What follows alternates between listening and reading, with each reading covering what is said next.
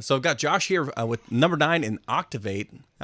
Josh also, in addition to being a multi-instrumentalist, is also part of a radio channel. We're going to learn more about that. Josh, a super interesting songwriter, very atypical. I almost nothing I've listened to of yours so far has been in 4/4. It's been real fun to try to count and figure out what in the world's going on with some of this stuff. But brother, tell us a little bit about you. How long have you been playing? What really inspired you to become a musician? Tell us more about Josh. Yeah, so I mean, I got to start with I'm a Gen Xer, and I believe that Gen X was exposed to and really thrown into the mix of more genres directly than I think any other generation. I mean, think about it.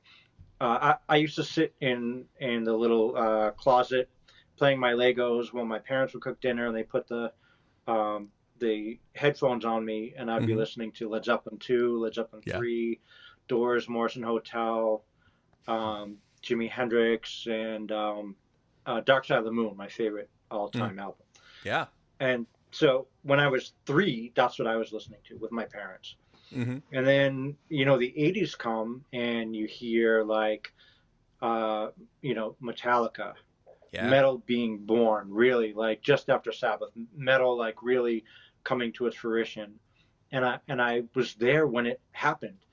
And when, Run DMC came out and, rap was born, I was there when it was like pulled out of the womb, you know? Yeah. Which was, and then like hair metal. I mean, the big change from what we were hearing from, Aerosmith and that, like the visuals and it was different. And it was there for that. And then grunge, which is my real soul, I think.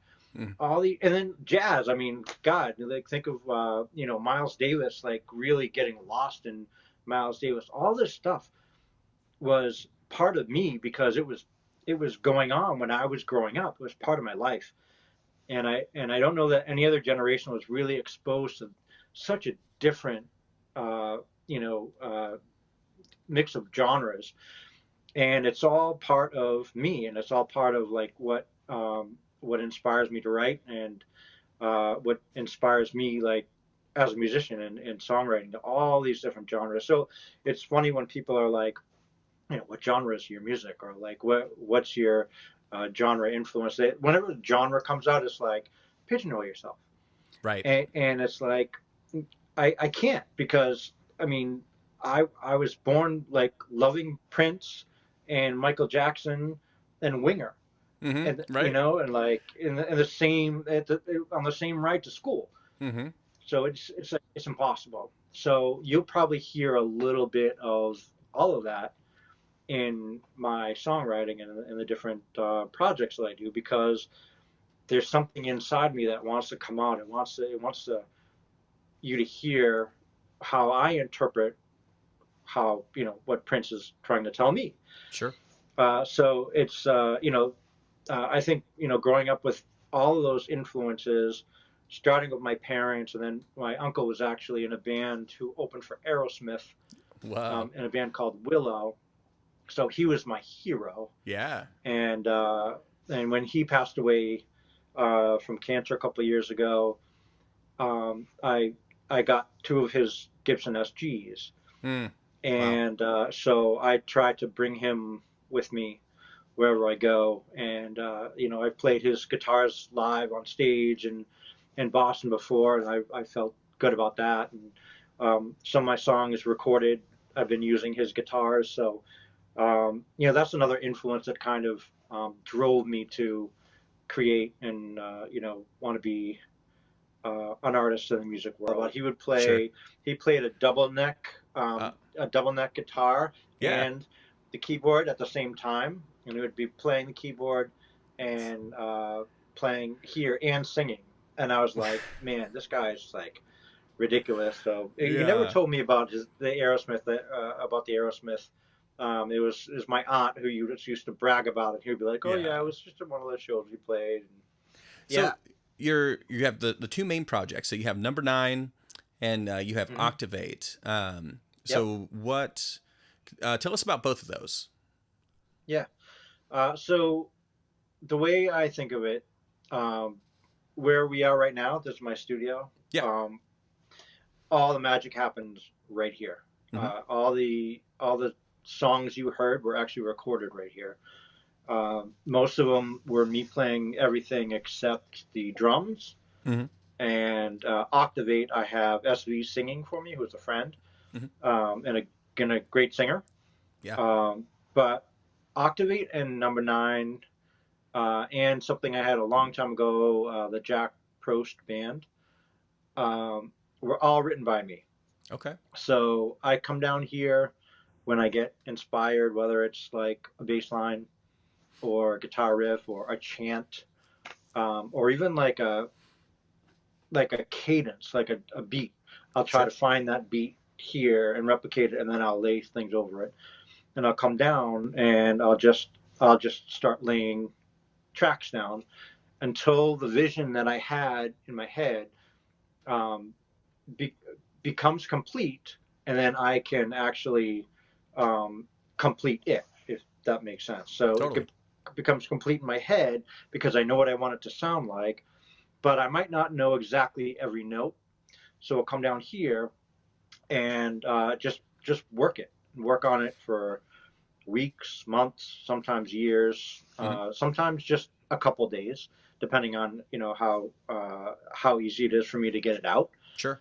And then I create the demo, and Octavate is the band that I recruited so I could play it live. I got to a point where I was writing so much music, and I just felt like I need to share this other than on Spotify and um, Amazon. Right. I need to share this and feel the love back from actual people.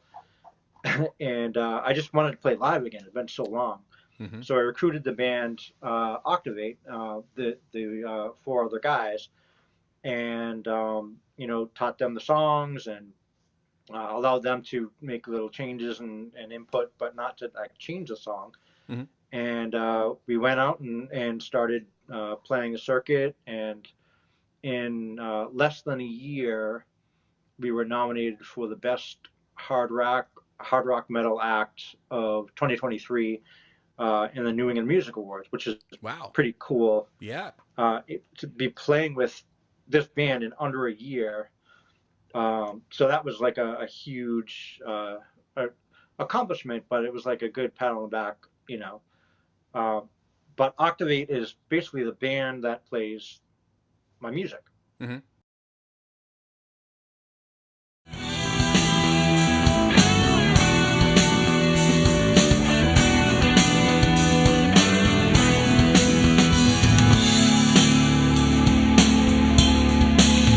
I hear the sun rise over northern skies. I see the breeze wind in a change. Another day breaks, but we don't know why. Why is it broken? Can I exchange?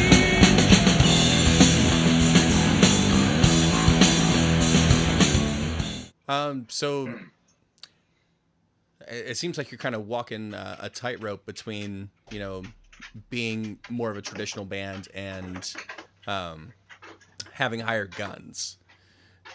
Yep. And that's so the band that I'm in is American Contraband, and we're a little bit more traditional. These same guys, we've been playing together for almost 5 years now. Nice. So tell us maybe a little bit about that. Like it's dealing perhaps with egos and things like that. Is it just kind Mm. of nipping it in the bud from the beginning? Like this is really the song. This is really how it goes. Like, did you have any trial and Yeah. error, with other musicians? Yeah. It's tough. It's tough when you have a vision Mm-hmm. and and you want it to come to fruition, and you're playing with people who want to change it. Right. Uh, Sometimes I think it's okay to be like, okay, yeah, I like that. That's better. Mm-hmm. We'll do like I like your way better, so let's do it. But Sure. if you don't say that and you say, no, I don't think I like it that way. That's not the way that I envisioned it. Mm-hmm. You have to worry about hurting their feelings, Right. right? And you have to worry about then coming back and saying, well, I want to, contribute my art as well. So it's hard. You get into those situations, and for me, what my philosophy has always been is, if you're the songwriter, you're the champion of the song, right?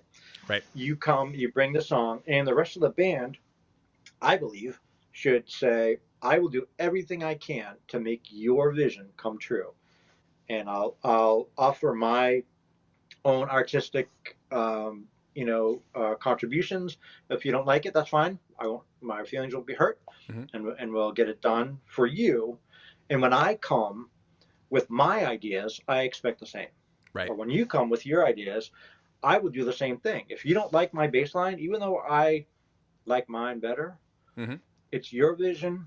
And as a band member, I will do whatever I can to make your vision come true because you're the artist, and that's really important. Yeah. And I don't think that everybody has that same approach. And for me, when I have a vision about how I want my art to be brought to life, I can't uh, compromise. It's just like my visions are my beliefs, Mm-hmm. and when I want to express my belief, I wouldn't want someone else to come in and say, um, "Well, you believe something a little bit different. You don't really believe that. You believe this, but just allow it." Yeah. I can't. I can't. So what I think would be great is, when the band comes together, we play together, we Mm-hmm. create together. When we're doing it live, when I'm bringing my bass line, and everybody else is bringing their stuff, and that's a great way to collaborate and contribute. But for my own song, when I have a vision, I want the rest of the band to help me bring it to life, just like I would do for them. And it's hard to find musicians like that because Mm-hmm. not all of them write. You know, Mm-hmm. a lot of them come and they want you to plan the gig, set up their practice space, and have a song for them to learn and allow them to play it the way they want. And I don't think it's right. Yeah. It's hard, and it's hard to find the people who can, agree to that. Right. Sure. So right now, I'm actually working with the drummer for Octavate, and we are 100% in line. Mm-hmm. He's bringing some music that I'm loving, helping him bring to fruition, and he's doing the same for me.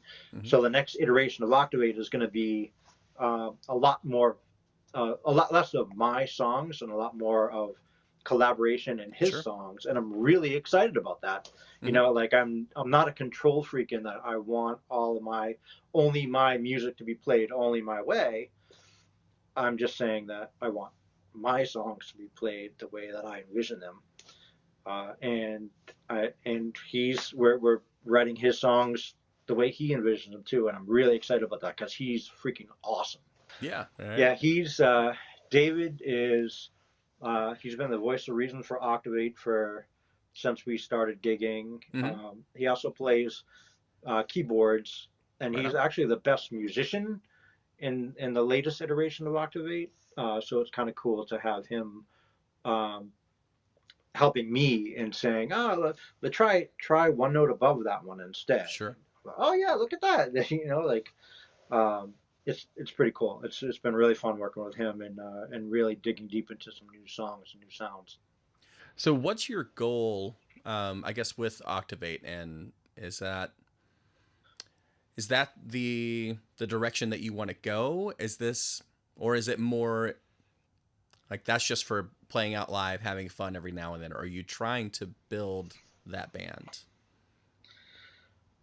That's a good question. So Yeah. I don't have any like fame and fortune dreams or anything like that. I just love to write music. Mm-hmm.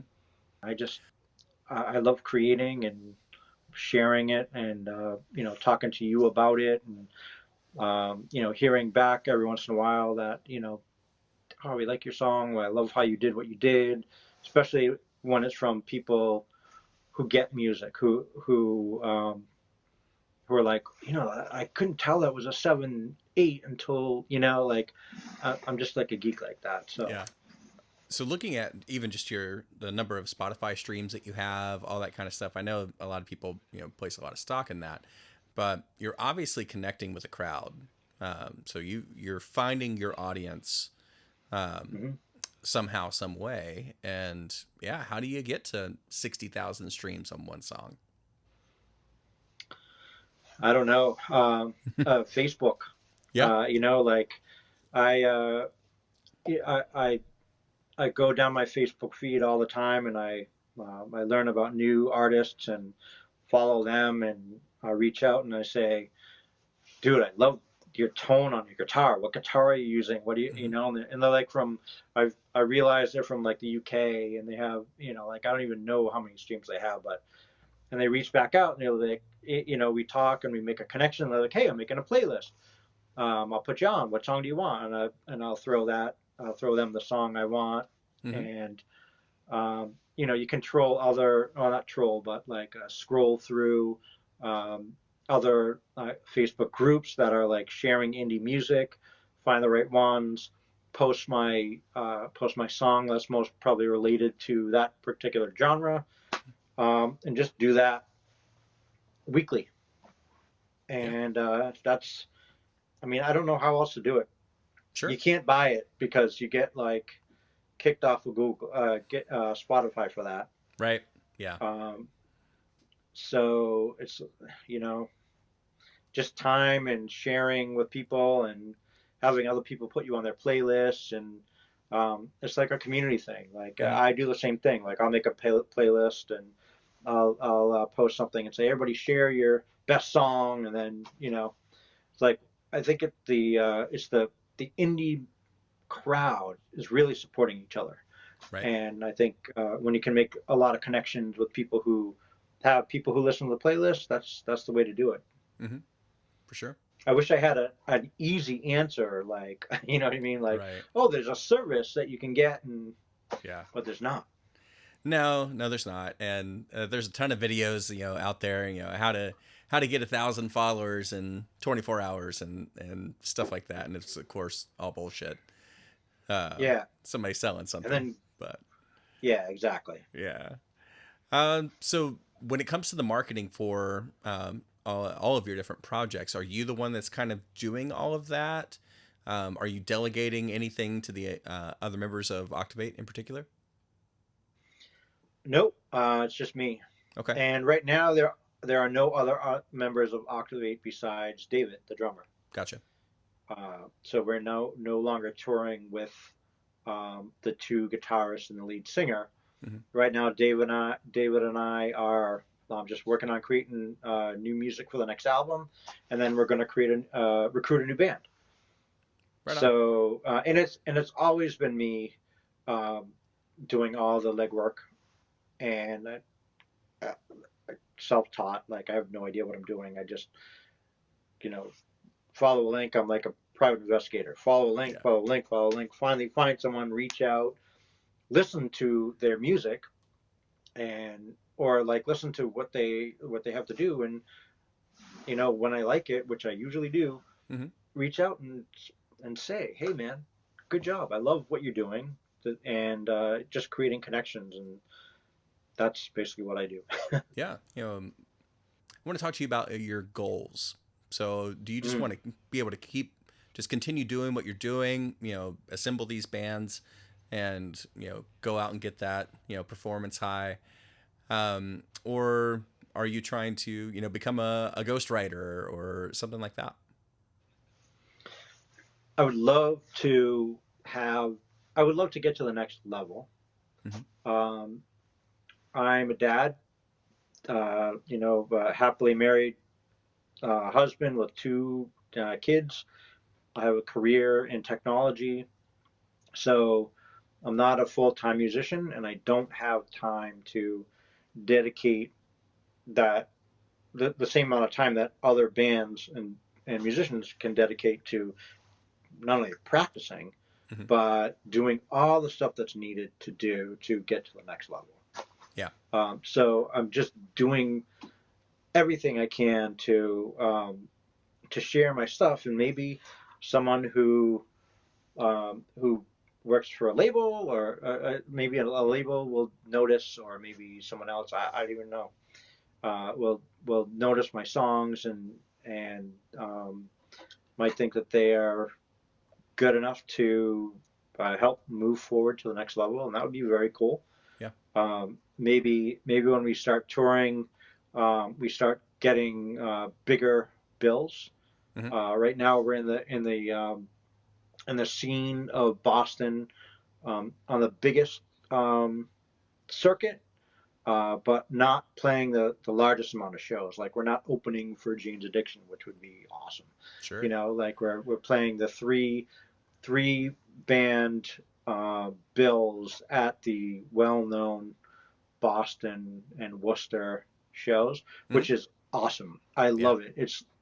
I love it. So, I mean, I would love to be able to play some bigger venues. I would love to be discovered as someone who is worthy of, getting into commercial. Mm-hmm.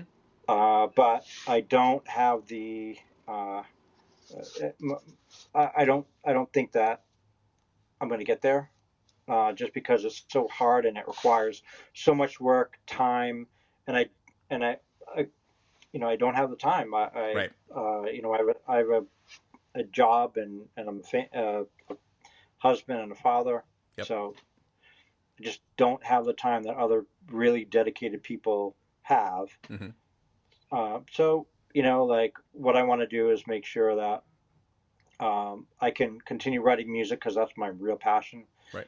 And hopefully people listen to the lyrics and connect with it somehow.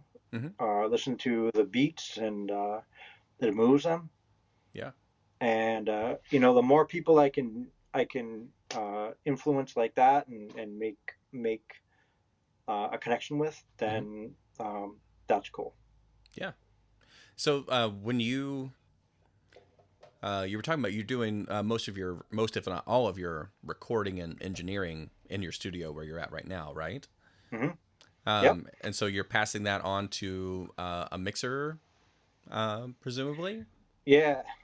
So I record all the tracks here, and I have a producer, a producer who's basically mixes and masters my stuff. His name is Trevor Boggs. He's out of Cleveland, Ohio. Okay. He does some great stuff, and it's all done online. It's like the new wave.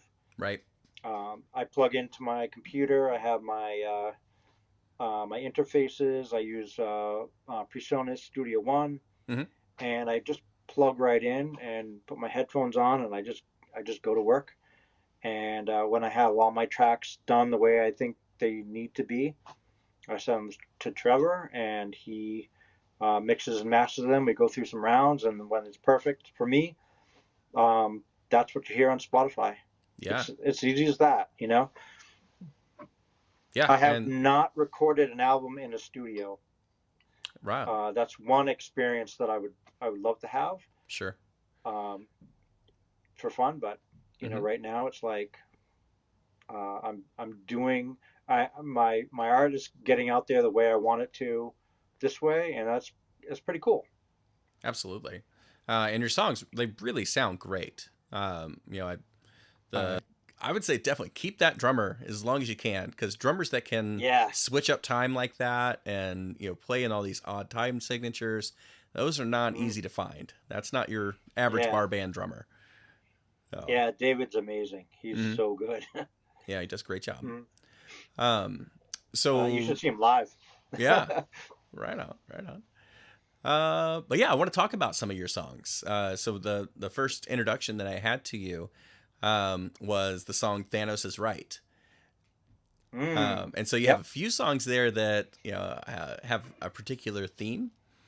So Alien was another one of them, and then I think there's kind of a third in that series. What was that song? Mm-hmm. The Virus. The Virus, that's right. Yeah.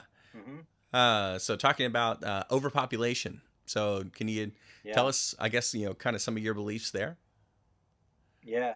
So first I'll say music is the vehicle that helps me express my thoughts, beliefs, and emotions. Sure. Right?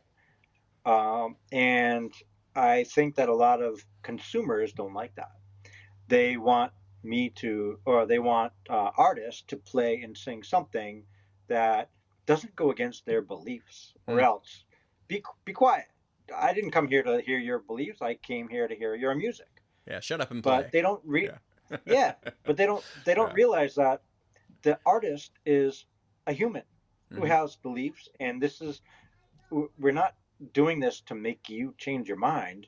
Right. This is just the way we express our feelings, and that's what I'm doing. And one of the strongest feelings, beliefs that I have is about the way we're treating this planet. Yeah. Which is really horrible. I mean, overpopulation is the elephant in the room. It's the thing that everyone is afraid to talk about. Everyone's like, oh, we're over farming, we're overfishing. But no one's asking why. Why are we over farming, overfishing? Why are we cutting down all the forests? Everyone's focused on, is it really the automotive industry, or is it the farming industry that's like killing the ozone layer? But that's where they stop. Like, they don't take another step and say, regardless of what it is, why is all this happening? And the reason it's happening is because we need to feed so many people. We need to feed more people than there is fish in the ocean, than there are cows. You know what I mean? Right. So it's my belief that we're just killing the planet in order to feed more people than the planet can hold. And if that's not true right now, it's going to be true very soon. And I read a lot about this. I believe in climate change, and I believe that overpopulation is a problem. I mean, if you look at the charts of population, it's going up and up and up and up. Like, there's nothing that's going to make it go down right now. There's no plan to stop it. So how far is it going to go up before someone says, oh my God, you know what I mean? Right. And so I write a lot about that. Like, people need to open their eyes and understand that we need to see these trends now in order to do something about it, so our kids, grandkids, great grandkids aren't left with a problem that we're just like looking away. We're afraid to look at. Right. Because it's uncomfortable to talk about, and there's no solution that is viable right now. Right. So Thanos was right. I don't know if you're familiar with Marvel or not. Oh yeah. So Thanos was portrayed as a bad guy because he, snapped his fingers and killed 33 or 66 or 33%, I can't remember, of the planets that were facing extinction because of the same thing that we're facing.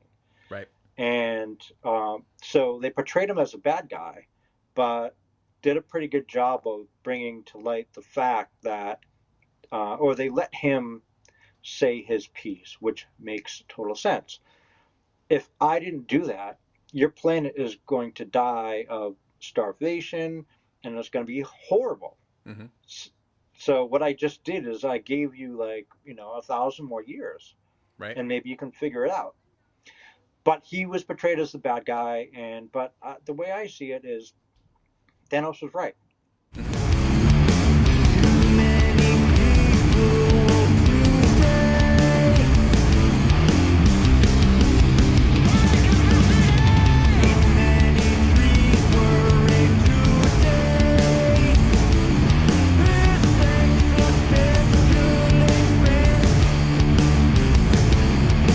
Every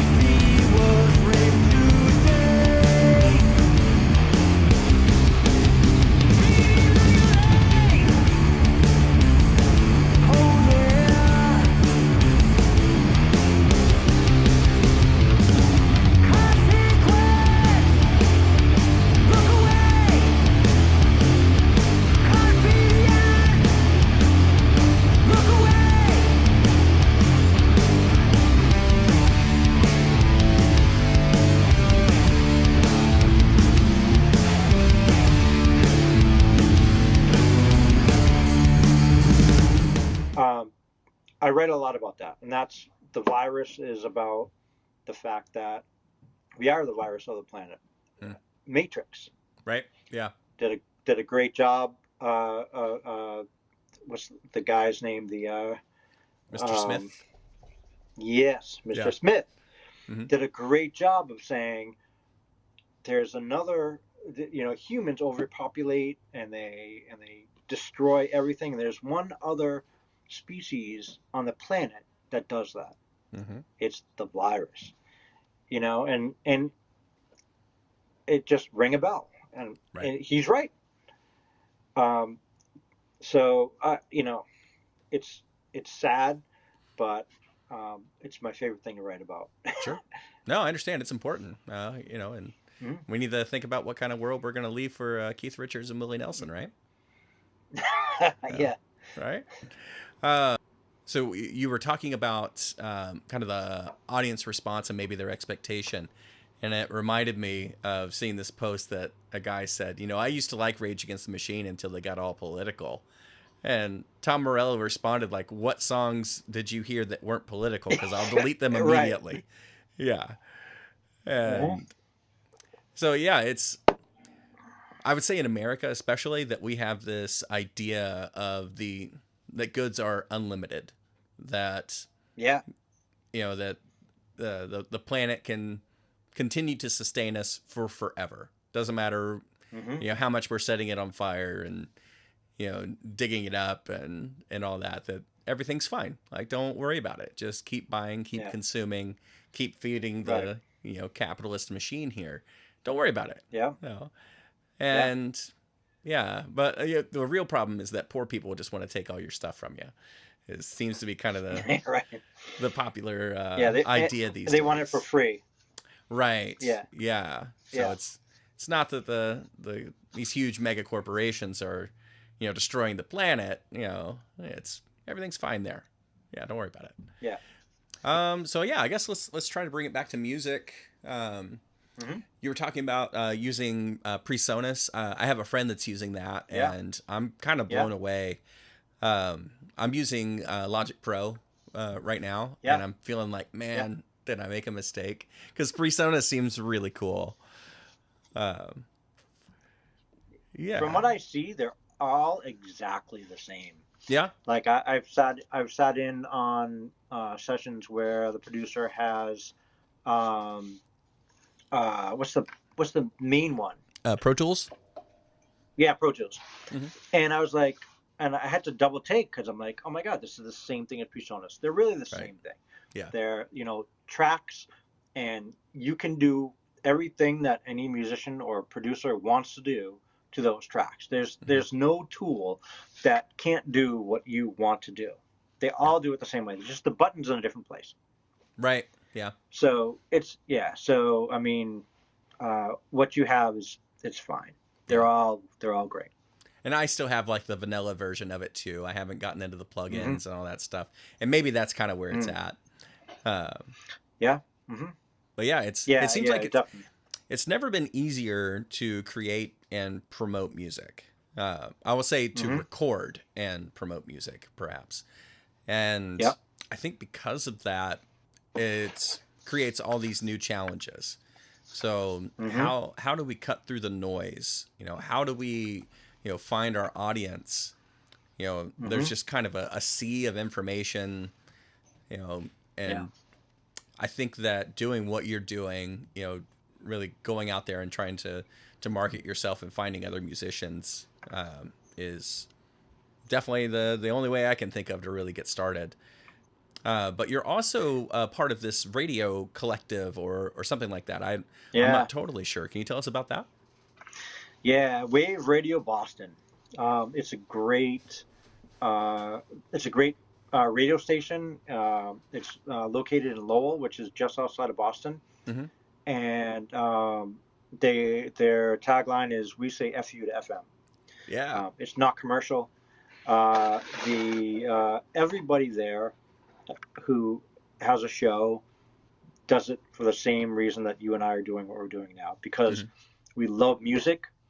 We understand that there's some local bands who are way better than many commercial bands that are out there and putting in front of people's faces. Right.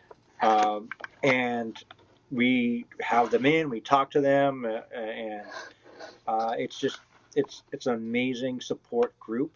And Wave Radio Boston is like it's like at the soul of what's going on in Boston right now. They're great, and so I used to have a show. I don't have the show anymore, just because I've been I don't have a lot of time. I don't have a lot of extra time on my hands, so I chose the band because I had to. But I had a show at on Sunday nights called Harmonic Headspace, and what we used to do was every show was every show has a theme. Mm-hmm. So maybe it would be deep dive on Radiohead. Okay. Maybe it would be songs about space. Okay. One of my favorites was songs that have no changes in them. And we would just deep dive on different themes.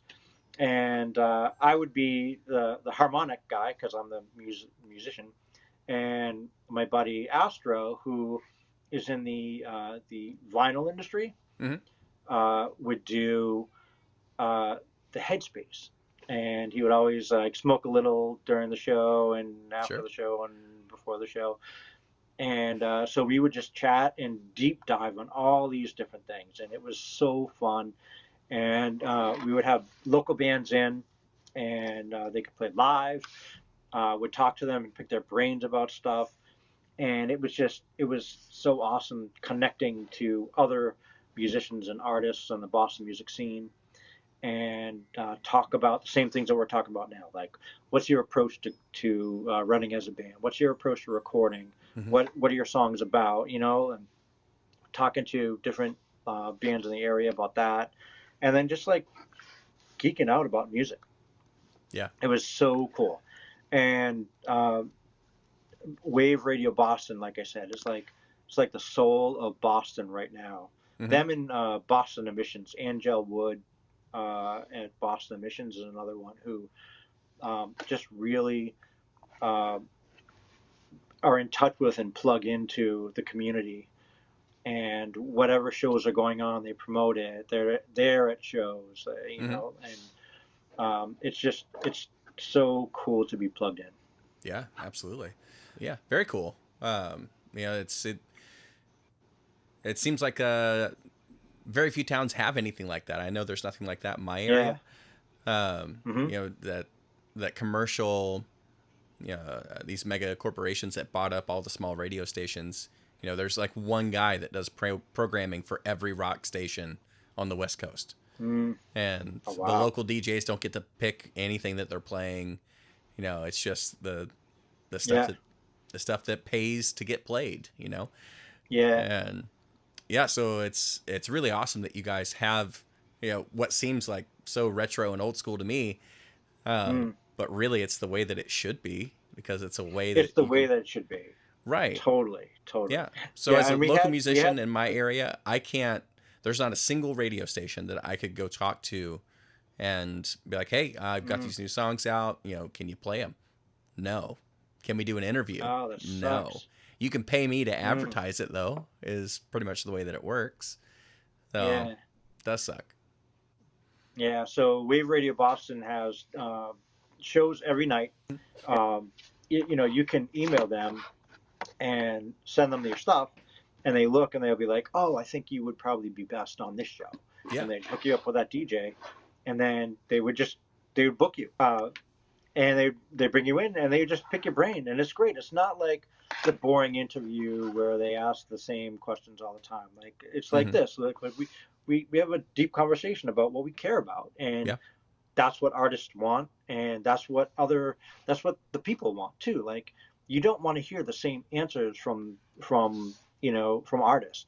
You want to like pick their brain. That's what's important, and that makes you feel like you're there. So, yeah, it's there's something brewing in Boston. I'll tell you that. Not just like not just like the radio stations and the fact that they're doing that, but there's a great music scene in Boston right now. Yeah. And it's not just Boston. There's like 3 towns in Massachusetts that really are booming right now. There's Boston, Lowell, and Worcester. They're all within like an hour's distance. And I would say like punk is like, there's more punk shows than anything going on right now in Yeah. Boston and Worcester. And it's pretty cool. And I never loved punk when I was growing up. But in playing with Octavate over the last couple of years, we've had to play with some punk bands because, like, when you feel a bill, you always don't, you can't always control who's on the bill. Right. So someone would invite you, and would be like, "Oh yeah, Tuesday night at O'Brien's, I'm in." You know, Yeah. like as long as the guys can get there, and it didn't matter. Like no one would be like, "Oh wait, who's playing?" Right. It wouldn't be that. It would be like, "Yeah, I'm in," and then, "Oh, by the way, who's playing?" And you know, like so many times we get hooked up with like a metal band, a punk band, and then us. You know, and it would be cool. We'd meet the guys and figure out like who their influences were, and be like, "Oh yeah, I totally love the Ramones too." You know, like it's just it's really cool. But punk seems like it's the biggest thing that's going on right now in Boston. A lot of punk bands, a lot of cool new punk. I think there's a thing called new punk where they're a little bit more melodic, and it's pretty cool. Yeah, right on. That's super cool. So most of the venues there, how do they operate? You know, it's my understanding, you know, in some of the bigger areas that as a band you have to pay to play and then try to recoup your money at the door, or are you, you know, being paid by the venue? How's it all work? Now, for the scene that we're playing in, you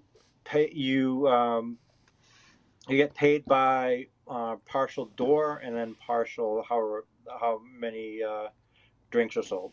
Okay. So there's always a cover charge, and you get like X cover until you make a certain amount, and then you get part of the drinks too. So if you pack the place, you can make a few $100. Right on. If you don't, you know, maybe, you know, $80 a band. Ooh. But none of us, like at least me or my band, we didn't expect to make any money. Like if we make $80 a night and we play twice a month, you know, that almost pays for our practice space, right? Yeah. So it's less money out of our pockets, you know, and we get to go out and play in a venue where there's some people who know our songs, and they come to see us, which is awesome. But what's equally as awesome is you got all the people in the other bands who stand out on a floor and they watch us play. Yeah. And it's like, it's not like they're judging, but they're like, yeah. you know, like, and then after the show, like someone comes over to me and is like, "Dude, what pedal is that? Yeah. What were you using on that third song?" You know, and I'm like, and I talk to him, and I do the same thing, you know. So like, it's great to get the love from people who know the songs I wrote, and it's equally great to speak with another artist who has his own idea and his own way to get a sound that I would never think of. And so $80, it doesn't matter. It's more about like that, the experience that I had that night. You can't put a price on that. Right. For sure. I hear you. So is the scene more for original bands, or are there a lot of cover bands that you end up getting paired up with, or how's it all work out? No, the scene is more cover bands than not. Yeah. The rock, there is no rock. I mean, I don't say there is none, but there's a few rock clubs, maybe like 10 in the area. Otherwise, people are going out to see cover bands, and it kind of sucks. People, like when I was in college, I would go out to a show, to a rock club, and if I didn't know the band, it wouldn't matter. I knew the club, I knew they were going to have good music, and I would go see whoever, and I would learn about new rock bands. Right. People don't do that. They just don't do that anymore. People go to see cover bands so they could go get drunk and sing all the words to the Journey song they know. Yeah. Which is cool. I love it, and it's fun to play cover songs, and you get love as a musician doing that too. That's cool. But the scene is not really geared towards, and I think the younger generation is not really geared towards going out and learning about new rock bands. Yeah, I would say that the music scene, maybe starting kind of mid 90s, made a huge shift to favor the individual. This is a conversation that was having with my bass player the other night. Who didn't know every member of the Beatles, or Led Zeppelin? And then that really started to change, the 80s and 90s, and thinking about bands today. I don't think that there's a single band that's come out since the year 2000 that the average listener, even the average fan, would know every member of the band. So even going back to like a Linkin Park, you probably just know one or two. Right? Even like Foo Fighters. Yeah, that's a good. Yeah. So Foo Fighters. Two. Yeah, exactly. And maybe three if you know Pat. Died. Right. Yeah, Pat Smear, yeah. Yeah, but I have no idea who the bass player is, to be honest.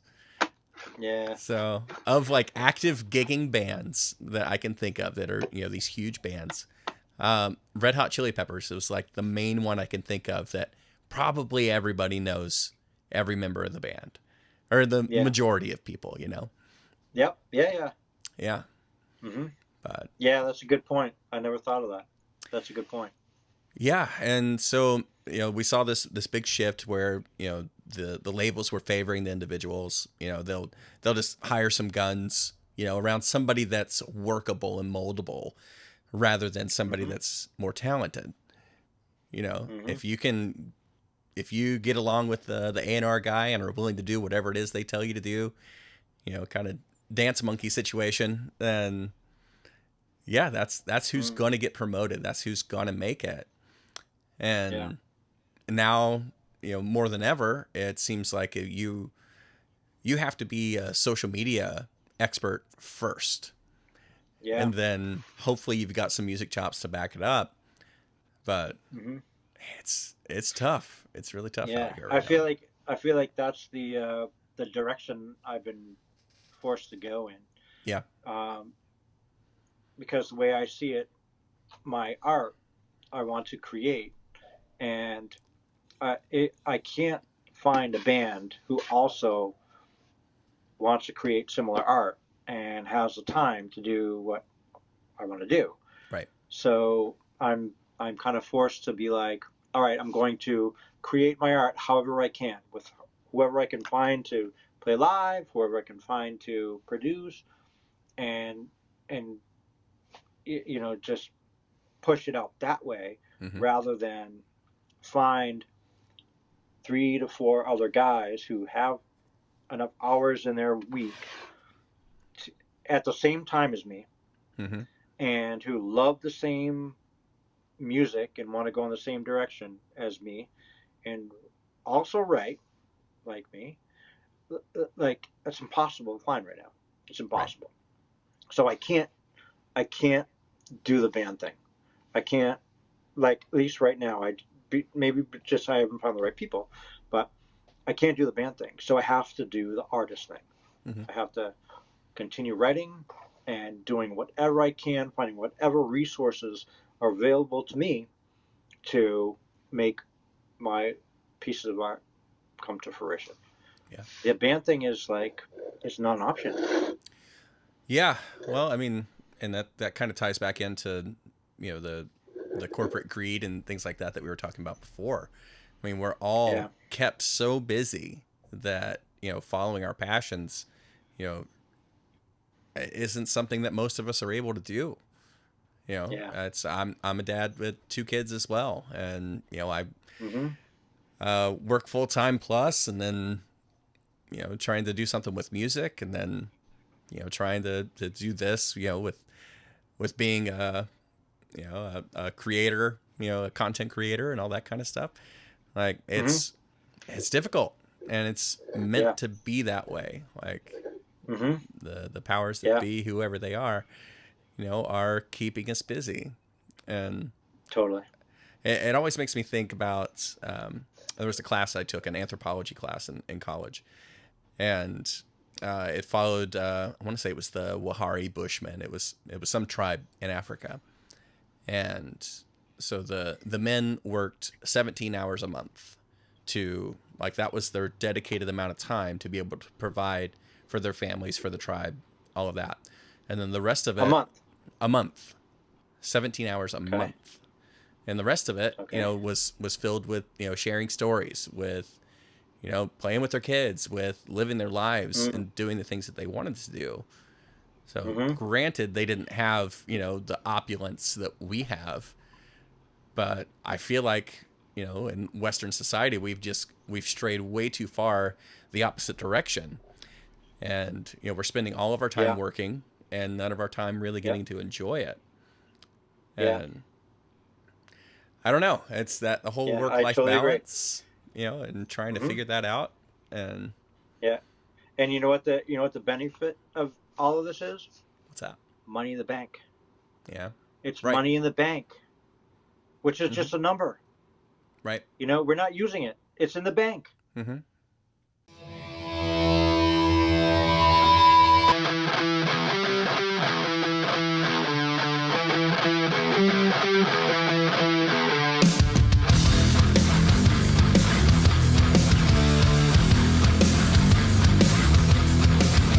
Road is empty, desert tumbleweeds, pavement plenty. You're lying near my screens, trudging on, looking for someone to feel. Setting sun, convincing me that this is real.